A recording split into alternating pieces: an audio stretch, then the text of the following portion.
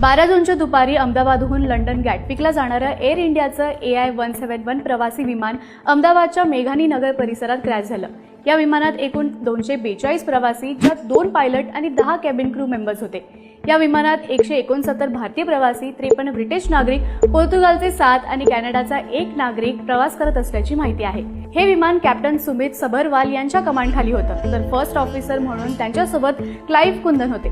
सुमित सबरवाल यांना 8200 तास विमान चालवण्याचा अनुभव होता, अशी माहिती DGCA कडून देण्यात आली आहे। या केबिन क्रू मध्ये अपर्णा महाडिक, श्रद्धा धवन, दीपक पाठक, मैथिली पाटील, मनीषा थापा, नंथेम सिंग सेन, इरफान शेख यांचा समावेश होता। उड्डाण झाल्यानंतर दुपारी 1:39 हे विमान मेघानी नगर मधल्या BJ मेडिकल कॉलेजच्या UG हॉस्टेलच्या मेसवर कोसळलं। त्यामुळे जवळपास 250 पेक्षा जास्त मृत्यूंची भीती या अपघातामध्ये वर्तवण्यात येत आहे।